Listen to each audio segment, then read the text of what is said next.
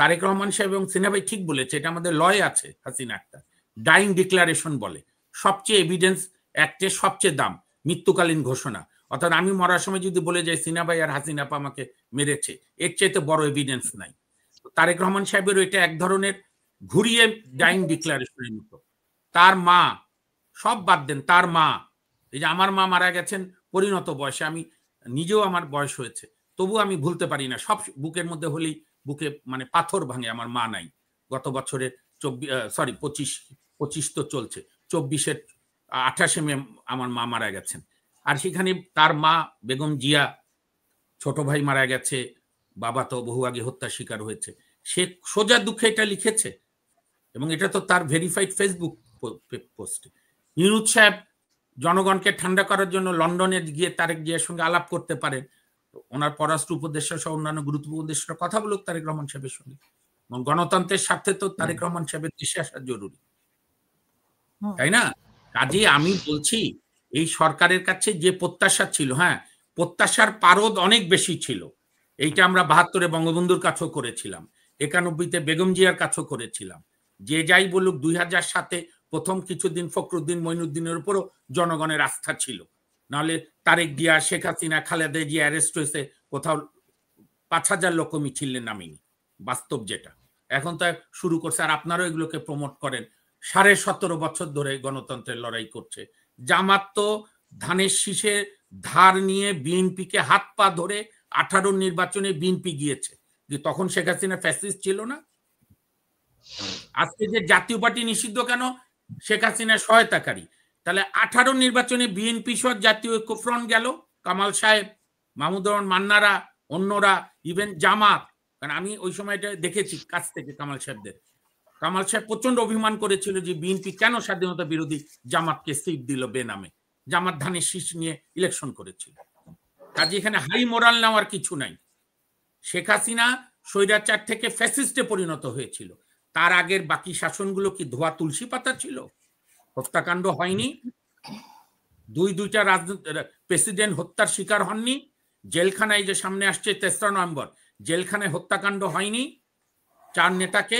এই যে আজকে দেখলাম, আমি এগুলো নিয়ে আলোচনা করতে চাই না, এগুলো কোনো মূল্যহীন ডকুমেন্ট, কিন্তু এই যে কি নাম, আলী রিয়াদ সহ যারা কমিশন, উইমেন ফ্রেন্ডলি লোক, আলী রিয়াদ সাহেব, সে মুক্তিযুদ্ধের কোনো স্বাধীন বাংলা সরকারের নামই নেয়নি এই বইতে।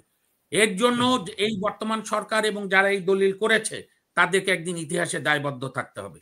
মুক্তিযুদ্ধ ওই ট্রফি লাগাই হয়েছে, হ্যাঁ? মুক্তিযুদ্ধের সময় আপনি আপনার স্বাধীন বাংলার প্রথম বাঙালির সরকারের নাম আপনি নিলেন না কেন? আপনার ভাসুর হয়? পাকিস্তান মাইন্ড করবে? পাকিস্তান মাইন্ড করবে? ইতিহাস বিকৃতি করছেন আপনি শেখ হাসিনা থেকে কোনটা আলাদা করছেন? শেখ হাসিনা বিচার বিভাগকে অনুগত রাখতে চেয়েছে, কিছু ক্ষেত্রে রেখেছে। এখনকার আপনার সরকারের আইন উপদেষ্টা বলে যে কেন বেল দিচ্ছে, তো কি পার্থক্যটা কি হলো?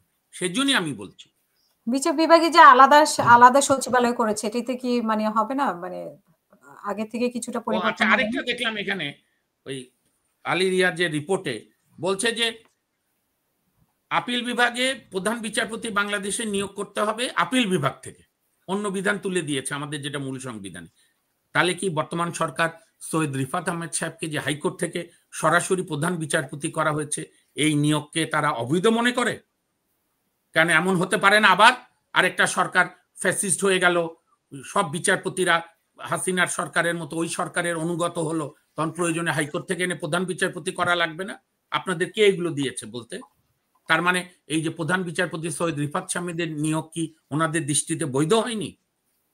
মানে সেটেল ম্যাটারকে আনসেটেল করছে, ন্যূনতম কোনো সংস্কার নাই, জনগণের কোনো দায় দায়িত্ব নাই, সেইটাকে না করে আজকে ইলেকশনকে পিছানো নানা রকম চলছে। আর জনাব তারেক রহমান সাহেব নিশ্চয়ই, উনি তো কারো চেয়ে কম বোঝেন না, উনি একটা সবচেয়ে বড় রাজনৈতিক দল, যেহেতু এখন আওয়ামী লীগ নিষিদ্ধ, মানে কার্যক্রম নিষিদ্ধ, সবচেয়ে বড় দলের তিনি ভারপ্রাপ্ত চেয়ারম্যান, কোটি কোটি লোক তার জন্য ভক্ত। এবং আপনার ভুলে গেলে চলবে না, আমি যেটা সত্য সত্য বলবো, তাতে কে কি বলে আমার যায় আসে না। শেখ হাসিনা কয়েকশো কোটি টাকা খরচ করেছিল 2024 সালে বিএনপিকে বিভক্ত করা। কারণ আমি কখন খুব কাছ থেকে বিএনপির সঙ্গে ছিলাম, ঐক্যবদ্ধ আন্দোলন করছিলাম, আইনজীবীদের ঐক্য জোট ইউনাইটেড লয়ার্স ফ্রন্টের আমি সেন্ট্রাল কোঅর্ডিনেটর ছিলাম। তখন আমি কাছ থেকে দেখেছি কই বিএনপিকে তো ভাঙতে সমর্থ হয়নি শেখ হাসিনার, হাজার হাজার কোটি টাকার লোভ, জেলের ভয়, গুম করার ভয়। বিএনপির মতো বড় দল তারেক রহমানের নেতৃত্বে ইস্পাত কঠিন ঐক্য সে বজায় রেখেছিল। আমার বিশ্বাস দু একদিন পরে হয়তো আল্লাহ চাই যদি বেগম জিয়া, ইনশাল্লাহ আশা করি আমি, উনি সুস্থ হয়ে ফিরলে বা একটু স্টেবল হলে আমি প্রত্যাশা করব তারেক সাহেবই কোনো না কোনো সময় বলবেন। কারণ এখানে সিনহা ভাই আমার অগ্রজ, তার পাণ্ডিত্য, তার অভিজ্ঞতা আমার চেয়ে অনেক বেশি, উনি বলতেই পারেন, ওনার সেই অধিকার আছে, যোগ্যতা আছে। আমি এখন পর্যন্ত তারেক জিয়ার বক্তব্যের মধ্যে সীমাবদ্ধ থাকতে চাই যে একজন মৃত্যু পথযাত্রীর পুত্র, একটি বড় দলের ভারপ্রাপ্ত চেয়ারম্যান সোজা দুঃখে এই কথা বলেন না। তিনি কিন্তু এর আগে কোনোদিন বলেনি। তার উপর দিয়ে এত অত্যাচার হয়েছে কোথাও কোনো, আমি তো ধরেন তারেক জিয়া কেন, আমি যে কোনো রাজনৈতিক দলেরই বক্তৃতা শুনি, এটা আমার ছোটবেলা থেকে অভ্যাস, সব দলেরই, মানে পক্ষ বিপক্ষ। আমি কোনোদিন তারেক রহমান সাহেবকে এই আবেগ দিয়ে বক্তৃতা দিতে শুনিনি, আমাকে আর্মি ধরে নিয়ে গিয়ে মেরেছে, এই করেছে, কোমর ভেঙেছে, আমার মায়ের উপর অত্যাচার, খুব কম। আমার চোখে পড়েনি, একবার দুইবার বোধহয় কোনো এক বিবিসি সাক্ষাৎকারে বলেছে, তাও খুব পোলাইটলি।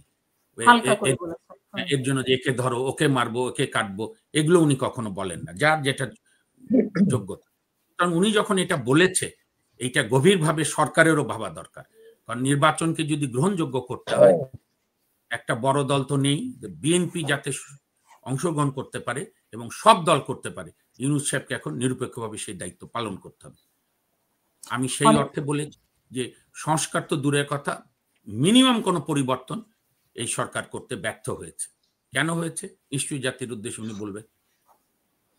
অসংখ্য ধন্যবাদ।